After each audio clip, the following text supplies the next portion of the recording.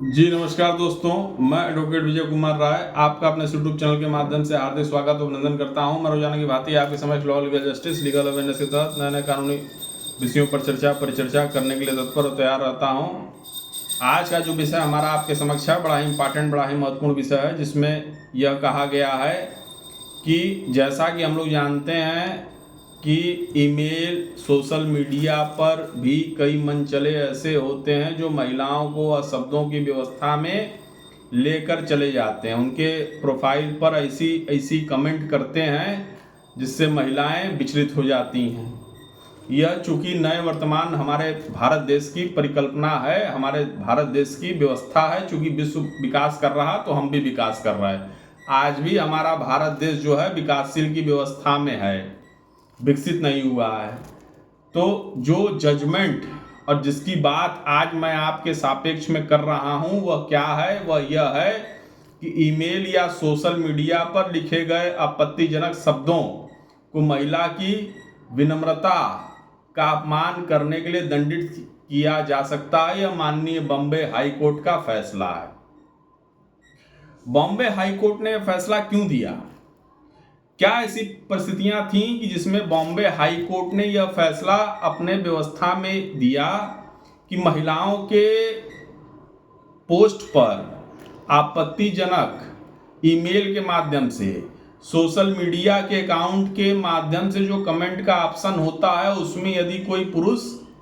उस महिला के किसी वीडियो को देखता है, किसी फोटो को देखता है, तो ऐसी क्या कमेंट वो करता है और उस कमेंट से यदि वो महिला अपमानित महसूस कर रही, तो हमारे इस बॉम्बे हाई कोर्ट ने जो जजमेंट दिया है बहुत सटीक दिया है, बहुत अच्छा दिया है। मैं इस जजमेंट का स्वागत करता हूं। तो बॉम्बे हाई कोर्ट ने जो जजमेंट हमारे न्यायपालिका की व्यवस्था में दिया वह क्या दिया? वह यह दिया कि एक महत्वपूर्ण फैसले में बॉम्बे हाई कोर्ट द्वारा कहा गया कि ईमेल या सोशल मीडिया पर एक लिखित आपत्तिजनक शब्द भी जो किसी महिला की गरिमा को कम कर सकता है, हमारे पुराने कानून के माध्यम से भारतीय दंड संहिता की धारा 509 वो क्या थी? वह यह थी कि महिला का अपमान के तहत किसी खिलाफ मामला दर्ज करने के लिए पर्याप्त है। तो बॉम्बे हाई कोर्ट, चूंकि इस धारा में आप इस चीज को समझिए कि इस धारा में वह शब्द लिखित होने चाहिए थे। उसमें जो पुराने कानून सीआरपीसी के तहत 509 की बात ये मैं कर रहा हूं आपसे, तो उसमें कहीं यह नहीं कहा गया कि नहीं बोला जाए। यदि कोई पुरुष किसी महिला को आपत्तिजनक शब्द का प्रयोग करते हुए कोई बात बोलता है तो ये 509 की धारा की व्याख्या नहीं करती। लेकिन मैंने शुरुआत में कह दिया कि बॉम्बे हाई कोर्ट के इस फैसले का मैं स्वागत करता हूं। मैं इसलिए करता हूं कि बॉम्बे हाई कोर्ट ने हमारे वर्तमान परिस्थितियों को देखते हुए, चूंकि हमारे 100 में 90%, 92% लोग आज भी Facebook, WhatsApp, Twitter, Gmail, Instagram और भी अन्य अन्य वेबसाइटों पर सोशल मीडिया का प्रयोग कर रहे हैं। उसमें महिलाएं भी हैं, उसमें पुरुष भी हैं।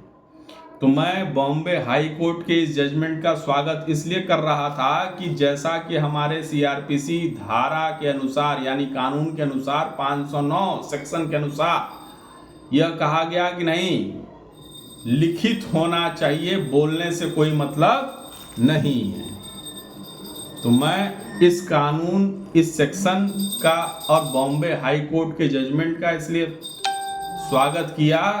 कि बॉम्बे हाई कोर्ट ने 509 धारा की बड़ी व्याख्या की और उसमें 4 लाइन उन्होंने अपने तरफ से यह जोड़ा